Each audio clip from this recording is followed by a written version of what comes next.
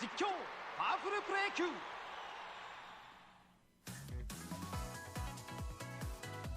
Hello ladies and gentlemen, this is Blue Maxima, and I'm here checking out the 2019 update to Jikkyou Powerful Pro Yakyuu 2018. I just realized, oh no, that's not actually going to show up on the video, thank God. So, this came out very recently, as in, for me it came out yesterday. By the time you see this video, it's probably a few days old. And it doesn't actually have that much outside of the really big new edition, which my cursor is currently over. Now, this is like the 2017 patch for 2016, if you remember that, where you have to pick one of the two modes as you boot up the game. And you do also have things that are available in one mode that aren't available in the other, like the championship mode, the live scenario, which they're doing again for 2019, which is kind of nice, but the fact that I haven't had time to pick this up since 2018 bloody came out is kind of a bad sign. And other than all that, yeah, also like online multiplayer other than the championship and stuff, that's all exclusive to 2019 version now. And there's some data you can carry over to 2019, but not all of it. It's, they've got a pretty big list of it that you can easily Google Translate, but for now, for this video, I want to actually go check out this new mode here. And I'm probably going to butcher the pronunciation of this mode, but this is Pawapuro Meisho Koshien. And this is... well, let me put it this way. You can't actually play this mode if you're not online. That's your first clue as to what they've done here.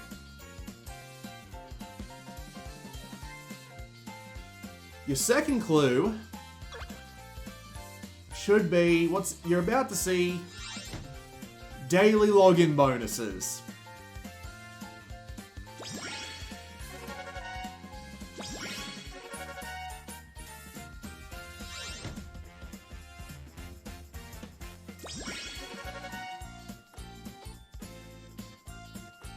Your third clue is in the bottom left. Two different kinds of currency. Yeah, it's a gacha game. Not only is it a gacha game, but it's the first instance of microtransactions ever introduced into a Power Pro game. They have had downloadable content in the form of things like soundtracks from the previous games, but other than that, yeah.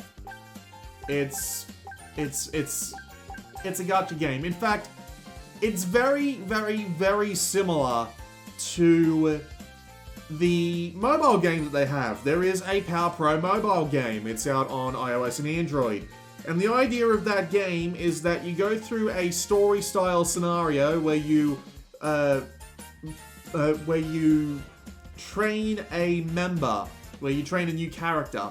You choose what stats they level up, you get a few bonuses depending on the characters you've assigned to the guy, and then at the very end you can take that character and put him into your custom team, which you can then fight against other teams from other players and level up. That sort of thing, you know? This game is slightly different. It's actually building up the teams themselves. So you go into a scenario, you level up the characters, you can bring along rarer characters that help you level up faster, and then you take that team at the end of the 3 in-game years, and you put them into the Colosseum. We will actually be playing the Colosseum later, but I just want to show you this. You get versus passes, and you can use those versus passes to play through a tournament. And that's pretty much it. You finish tournaments and you level up in your class. I've been through one scenario and I have played through one tournament and I did win it. Pretty handily, in fact, but considering the fact that my rank went up afterwards, I'm going to assume it's going to require a lot more effort in order to actually get there this time. So, down here, you have challenges. you fulfill these challenges. Some of them do appear to be time limited, like this one here, which will go until the 29th of April. And when you finish these challenges, you'll get things like versus tickets, special gems, in-game money, and other in-game items. Unlike pretty much every other mode in this game, you can't bring over any progress whatsoever into this one because how they sell your microtransactions otherwise. As for what the microtransactions are, and like what they do, how they work, well, we can actually go and demonstrate that. So we've got 3 different ways. We've got the events going on here, and if we go into one, we can see that there's a bunch of things going on here. I'm not entirely sure. It looks like I'm guaranteed a certain amount of something, and there's a chance at getting something? I'm not really sure. I can't read this. I've tried translating it, but I can't. So let's just spend 150 gems and get ourselves 10 gacha items. Admittedly, this is pretty adorable, but it doesn't really change anything, and you can just skip it after the first time. So we grab the ball, and they're all rares by the looks of it. Okay, we've got a perfect rare coach. That's not actually that great. I would prefer rare players. Oh, good. A perfect rare pitcher. These are all characters based on characters from the success mode, whether it be from this game or from previous games. I've already got this one, so I get a rare +1 version of it to replace my usual version, and that means their level cap is increased, as far as I can tell.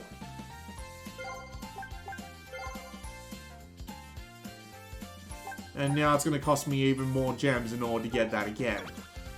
And of course, you can buy gems. That's the main microtransaction. I don't know how much they cost because this isn't actually a... whatchamacallit.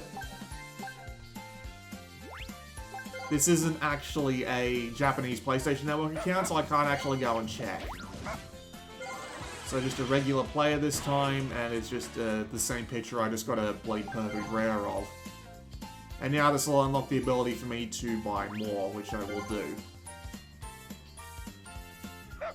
I believe this game also has the traditional... Can I skip these? No, I don't think I can. Yep, I've already got a bunch of these.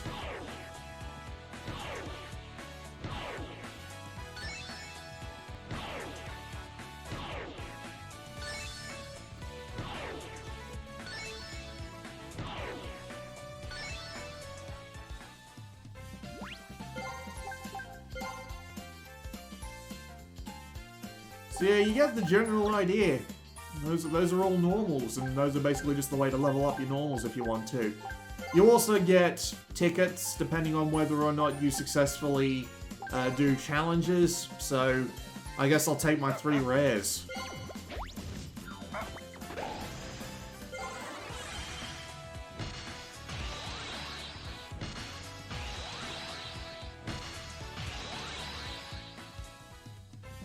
Fair enough.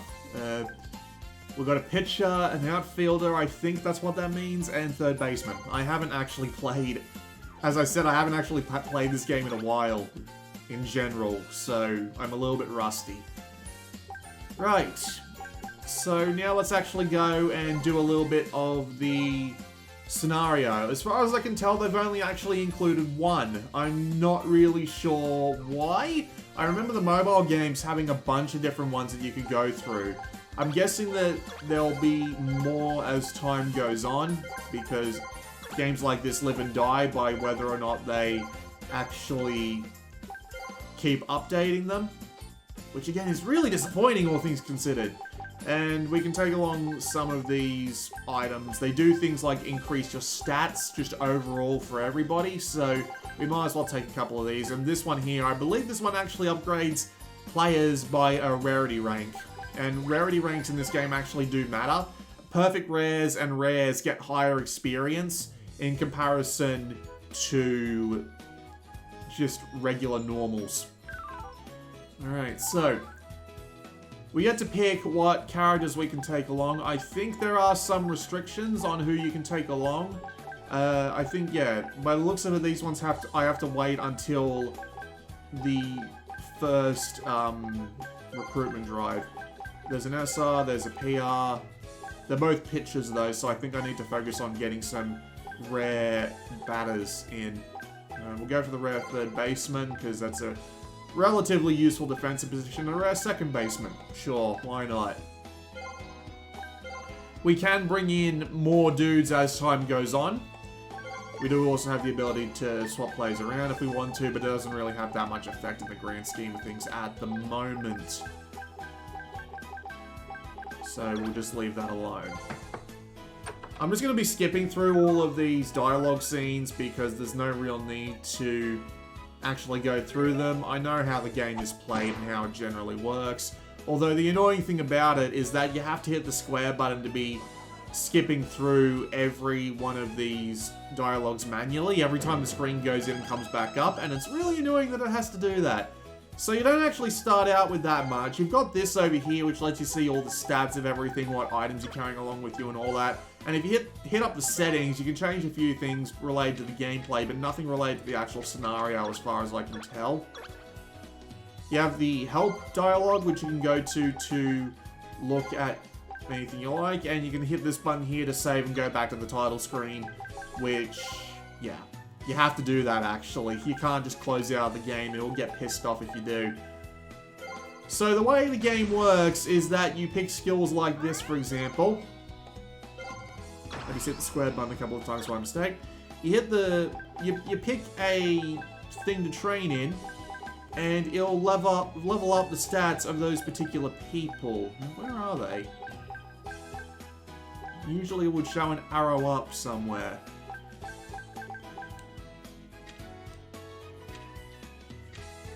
Oh, that's bizarre.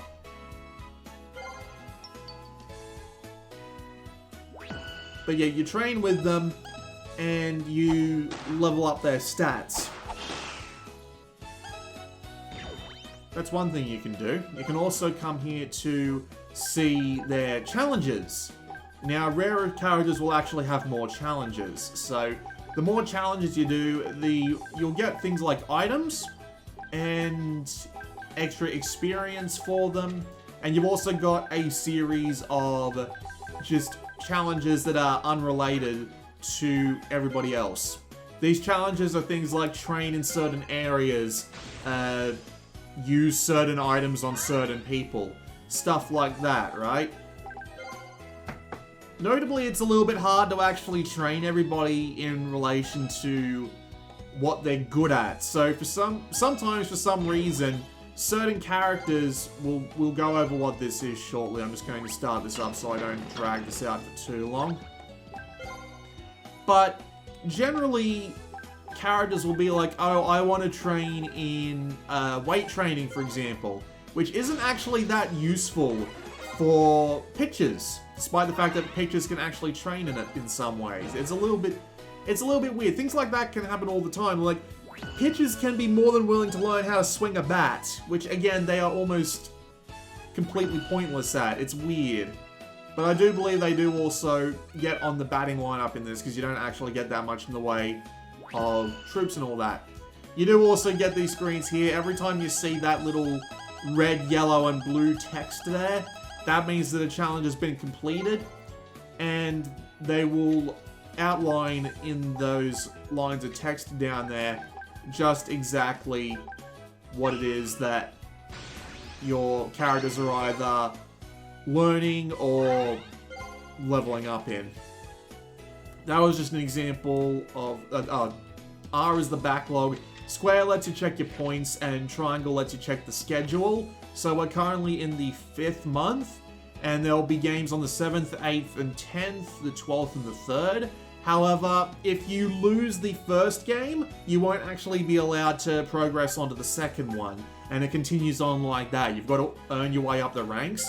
Unfortunately, it can be kind of hard to do that from the very beginning. As I said, I've only been through this once, but the thing about it is that unless you've got like rare troops on your team at all times, which you can't possibly have the first time around because you don't have the resources, you won't stand that much of a chance against anything other than the first match because your team just won't be able to... Your team just won't have the stats to start out with, and they won't be able to level up fast enough. It can be a little bit frustrating in that sense. Your teammates also have a relationship bar, so they can get more friendly with you over time. And I believe this might also increase their effectiveness in the field. So, for example, when you level up a certain character beyond the halfway point, I believe that it is likely to cause them to flare up at random on the subject that they decide to train in. And when they do that, that means that you'll get a bunch of bonus XP for training that stat when they're flared up. It's random, and you can increase the likeliness of this occurring through a multitude of different ways. As for how, it needs to wait until we're actually through a little bit of the game. It will give us everything eventually, but for now, let's just go back to this for a minute. So you've got your pitch-related abilities here and your striker-related abilities here, including, I believe that bat includes, I believe that bat is the size of your cursor. That's how far you can hit it. That's how fast you can run. That is your throwing ability, your catching ability, and your just general fielding ability. Ball speed, ball accuracy, not entirely sure what that's about. And this will help your team learn extra pitches, so you can have a ton of pitches on your particular characters. And so you level up your team as you see fit. Me, personally, I tend to go on defense because in Power Pro 2018, they made defense very important. As in so important that some people actually complained. And it can be kind of annoying. So, this is the development screen. This is something that you unlock very early on in each game, and it's very important to take advantage of it because these abilities are all very useful to have. So, you need a certain amount of points. The red arrow up points are given to you once a month, depending on how far your team has come. The heart points are given to you depending on whether or not a manager is in the training for the particular thing that you pick. And the red, green, and blue points are all determined by what training you do at any particular time. And you can see it back on the training screen when we get back onto that. These all convey very useful effects that will help your team grow faster. Just for the most basic example, this level 1 thing here, which is recommended you build immediately, gives you 5% extra experience points. Just flat. You just get that straight out. Most of these will be about the same thing, like this one here. I believe this thing here gives you a new equipment item every 8 weeks. This one here, oh bugger if I remember what this one does. They all have all sorts of different effects like that, like pitches and batters and all that get extra experience points, and just stuff like that, you know? You can also come down to the bottom here and actually buy more consumable-like things, like a 10% bonus of stuff, 1,500 experience points across the board, stuff like that. And you can only go along the trees, so you have, except for this one, of course. Once you have the resources, you can just buy that outright. But for everything else, you have to go along the tree of arrows. And you can only build one of these at a time unless you get a certain ability, which we will go over once I have the ability to actually have a look in that area. So it basically just goes along like this. You pick a training regiment, you train for it, and off you go, son.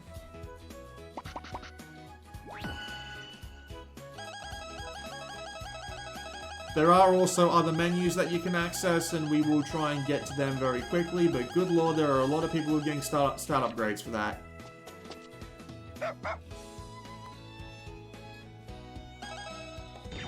There we go, that's what I was waiting for. So, this menu here is your coach abilities. Now, this screen here is your in-game abilities, and these can be anything from batters and hitters perform better to God, what were the other ones? What were the ones that I was buying because I thought they were really good? They give you in-game abilities like that, yes. I should probably have my tablet in here to translate some of these, but I don't, which is annoying. So you level that up. You get coach points depending on how well you're doing as well.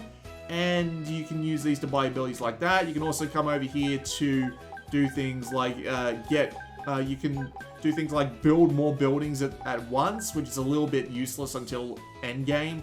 And just do better, more or less. And you can also come here to use consumable items. You get more of these the more you go on. And so, for example, we will give Yabe-san 2 experience orbs to level him up. I don't know exactly how you get these. I think you get them depending on the characters you use and the characters you use and your abilities that you have. You also have skill books, which are a little bit more obvious. There are little exclamation points that appear in players' names as you are playing through the training sessions, like this one, for example. Any others that might actually be more useful to the team? No, we'll just go with speed then. But if you pick up the characters if you take the training that those characters are in with the exclamation points above their heads, you will get skill book items, and those will let you add individual skills to the players. And if you haven't played Power Pro before, those individual skills mean things along the lines of individual traits of players that can help or hinder them. Although in this game, you don't get negative traits to apply, of course. That would be silly.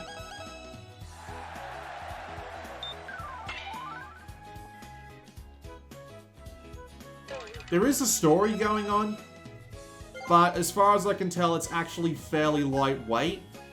Wow, that's a lot of people on pitching. Yeah, screw it. It's like 450 experience points for that group of people, which will level them up pretty far. I don't know what leveling up actually does in this game. I think it might just make them overall stronger. And I do believe there is actually some... there is actually something to this, because there is something that you will see in the Colosseum mode that we will go and have a look at very shortly. I just want to see if I can actually get to a, this is where you come to actually pick pitches once they've leveled up. I imagine I'm going to have to do this more than once. Yep.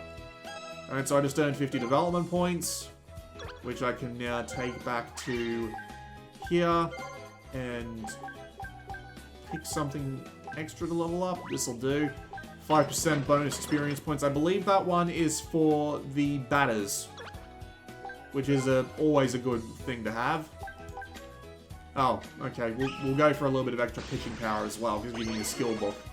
You usually require like 3 skill books to use them to actually teach something to someone. Alright, so we're about to come up on our first game.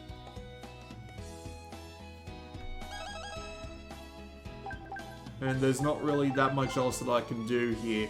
Well, I'll buy one of these, I suppose. You can translate these if you like. I don't think the positioning of these menus changes, so the skills should always remain the same. I believe. Yeah, we'll do a little bit of extra pitching ability. Not pitching ability, fielding ability, and we also get a skill book out of it. So now, it'll let us go to a game. You can come around and like spend all your items if you want to at this point. But let's actually go and play a game. Now we have 3 choices here.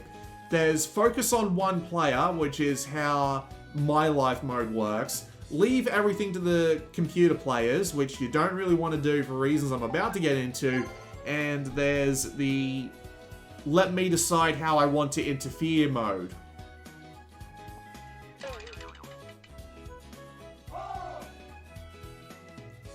So you can, of course, also rearrange how things are lined up here.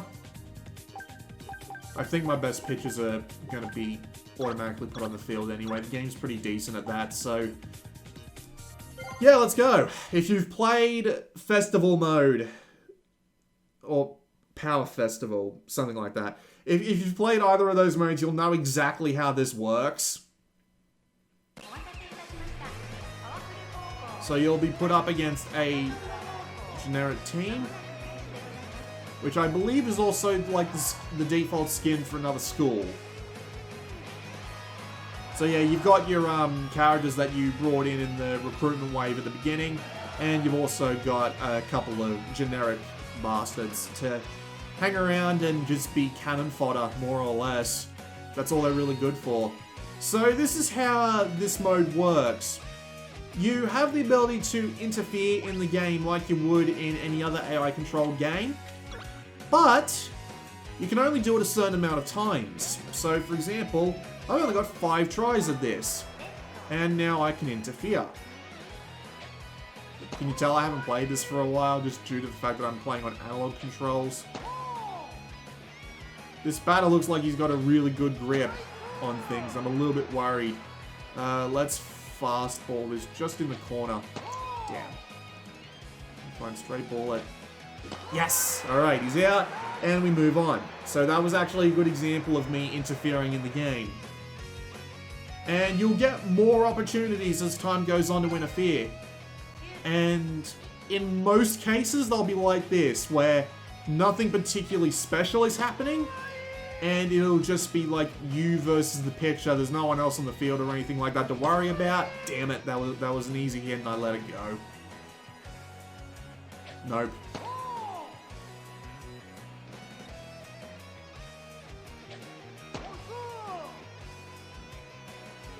This is a generic pitcher, he shouldn't be... There, damn it! Timing was off on that one.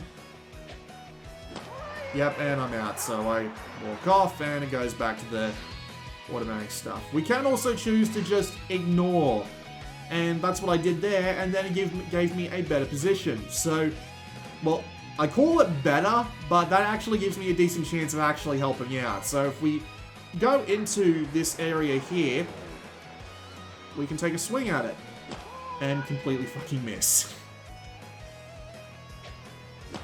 And completely fucking miss again. Come on, I actually have to get this one. Nope. That's definitely a ball. Nope. Great. Nope, let that one go. Let that one go. That's more like it. Okay. Ah, yes. My favorite chubby man.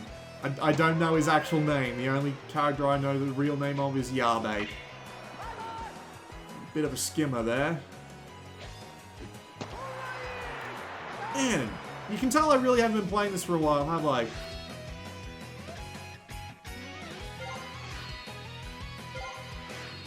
Damn, really didn't give me much to work with here.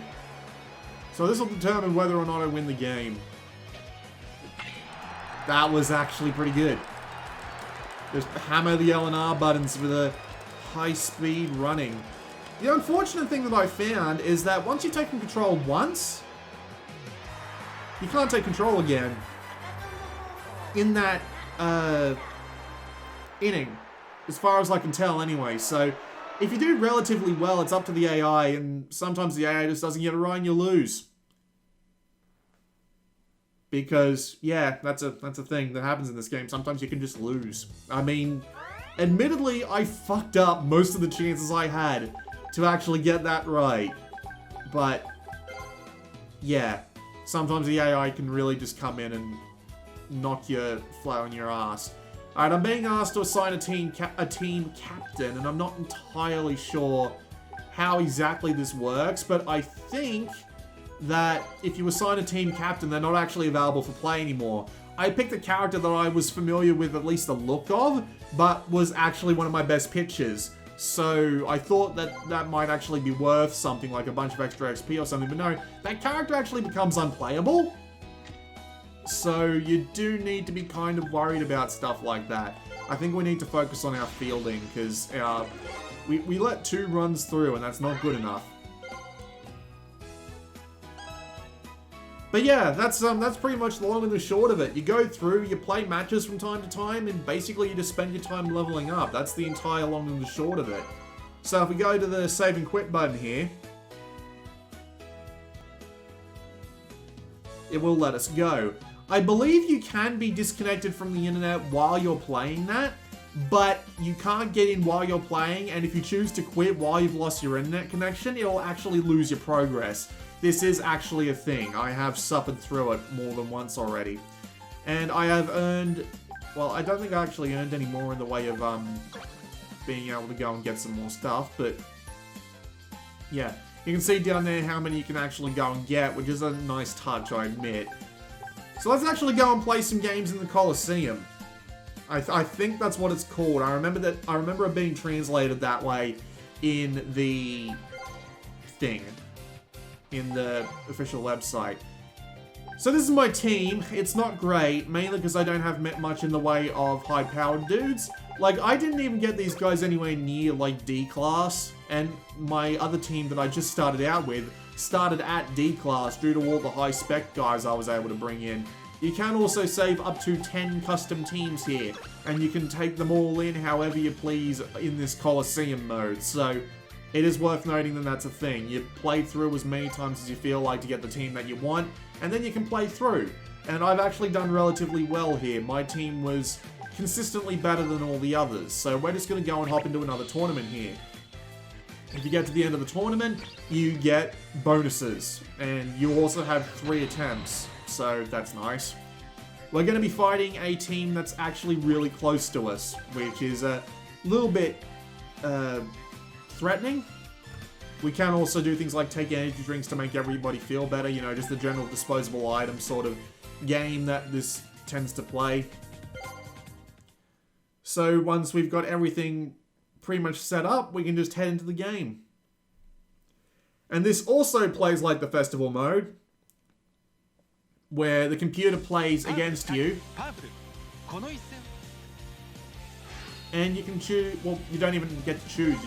You literally get to hop in at the turning points, more or less.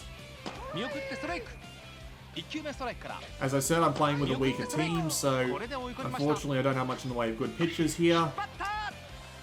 Damn.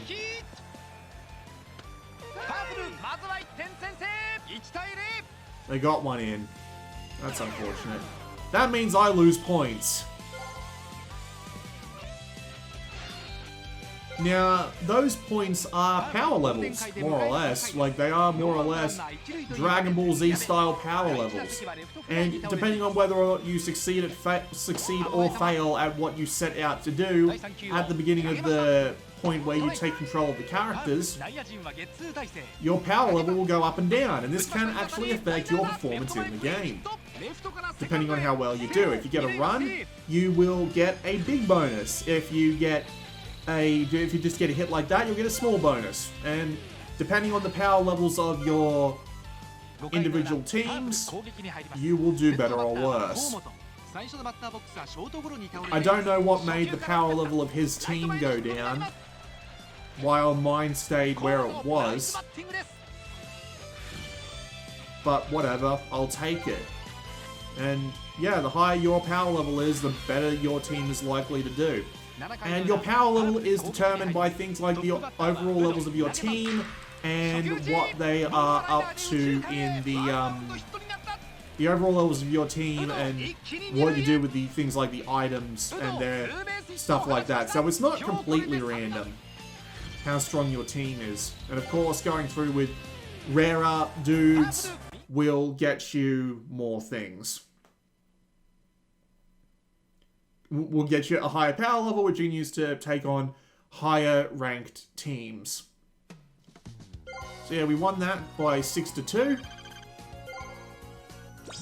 We got some items, and we can continue on to the next fight.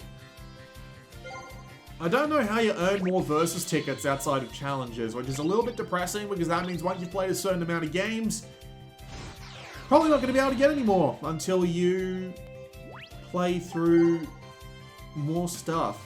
Until you play through like more daily or weekly challenges. So you might eventually just not be able to play games anymore, even if you go and grind.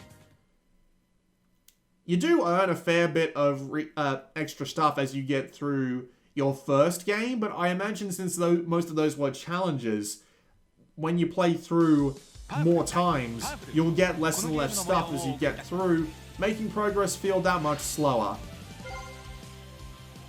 Because, of course, it's the first Power Pro game to introduce microtransactions, so you'll kind of end up in that position. They do give you a perfect rare character to start off with, but that's gotta be something that they do on purpose. The actual chances of getting a rare in your initial, like, the chances of getting an actual perfect rare in your actual initial gacha rolls and not one that seems predetermined is somewhat unlikely, I must say. Going up against Yabe, who's been taken down a rank because Yabe's whole shtick as a character is that when the tanking's on, he just kind of loses it. Unfortunately, I do not appear to have done so well in that regard. I let one through, so I lose points for it. I'm still ahead, but not by much. And they've just gone 2 runs, so I really do need to do a little bit better myself. Hopefully, with some decent performance, I can get my score high enough that my AI team can actually do a little better. It's tied up. Got someone on base. No, that's a foul. 第2球危ない球第3球を投げました完全に外れたボール第4球を投げました Gotcha. 打ったセンターへの打球ヒット一塁ランナー一気に三塁へ If you don't know why I'm hammering on the L and R buttons, just in case you aren't aware and you have actually been playing this game, it actually makes your dudes run faster. So I won by 1 run. Awesome.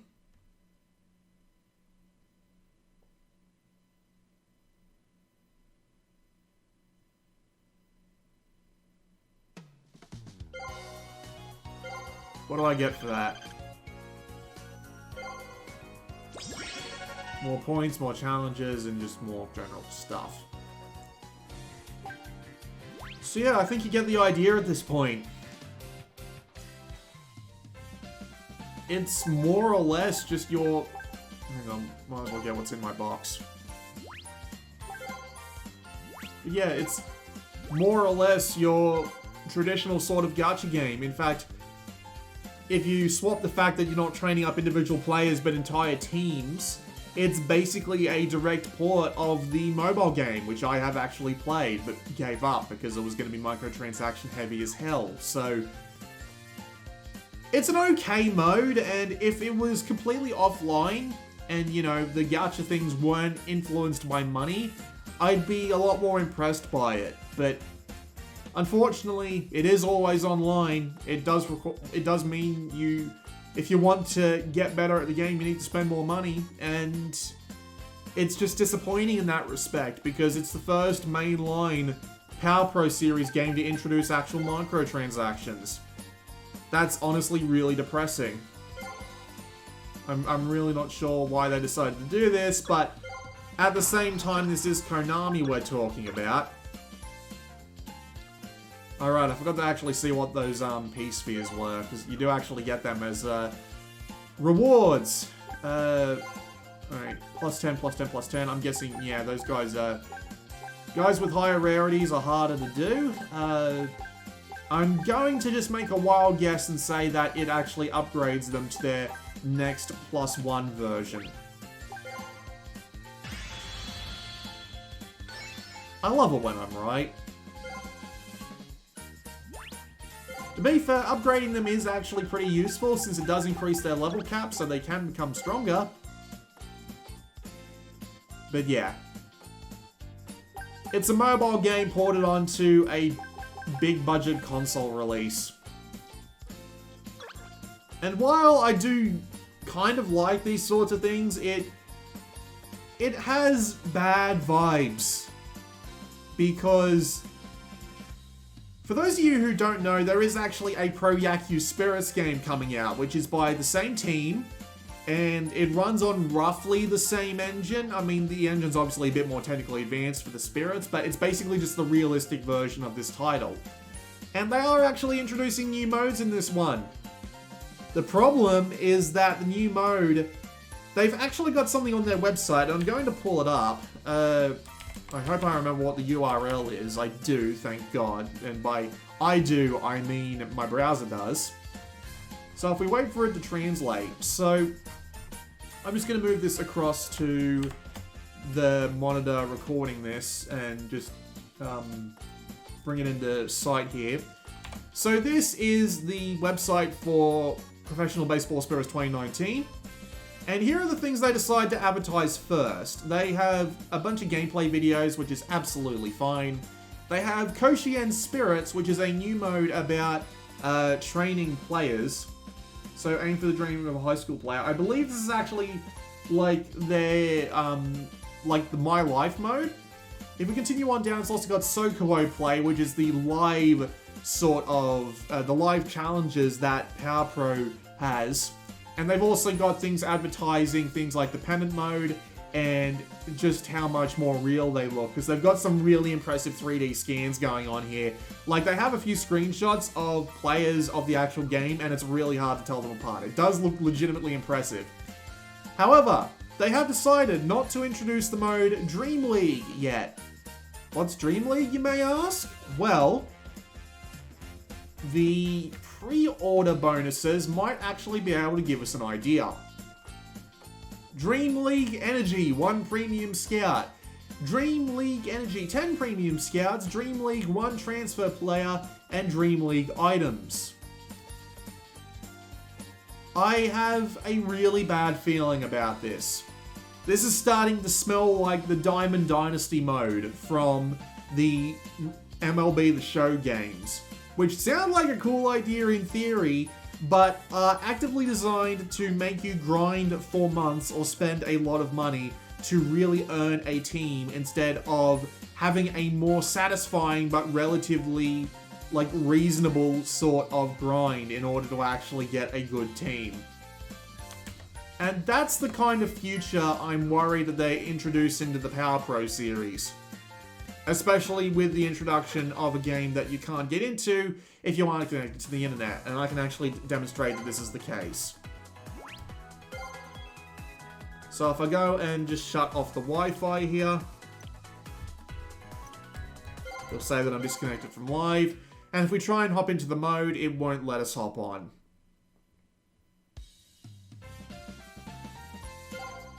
See? It'll ask for live. It'll ask me to turn on my Wi-Fi. And it'll just won't let me through. It's a bad sign. And that is what disappoints me. I was hoping the future of Power Pro was going to remain relatively unmolested by microtransactions, but I guess it had to happen eventually, didn't it? There is both the previously mentioned Pro Yakyuu Spirits 2019, and there is also a Switch version of Jikkyou Powerful Pro Yakyuu coming out in June and July, and I will be getting both of them. I already have both of them pre-ordered, but I know that the Switch version of this series actually won't have that much in the way of microtransactions in it. It does actually have a new mode about powering up your team in a similar sort of vein, but they haven't said anything about microtransactions yet, and I don't think there will be. I'm just a little bit worried that the Pro Yakyuu Spirits game is going to go too much towards microtransactions, especially the fact that my favorite mode, Grand Prix, is basically the Diamond Dynasty mode, but a little bit less advanced, which is not that great, honestly. But it also doesn't have microtransactions, which I thoroughly approve of. However, I don't believe Grand Prix is going to be in this new mode, because that would probably take people away, this new game, because that would probably take people away from their new mode, which they're probably going to charge microtransactions for. Well, I've been talking about Japanese obscure baseball games for 45 minutes, so I think I'm going to wrap it up here. The new mode isn't a bad mode, it's a bad sign for things to come, and The annoying thing is, look at this layout right now. Once the next version of Power Pro comes out, half of this screen is going to lead to modes that don't work anymore. I'd appreciate it if they patched it at the very end of its life so that the My Life and Crown 9 and Success modes take up the spaces that these modes here take. The competition mode, which is the multiplayer mode, the live mode, which requires a connection to the internet, and the Koshien mode, which requires a connection to the internet, but they won't. Of course they won't. They didn't do it for 2016, they're not going to do it for 2018. This has been Blue Maxima, and I will see you all next time.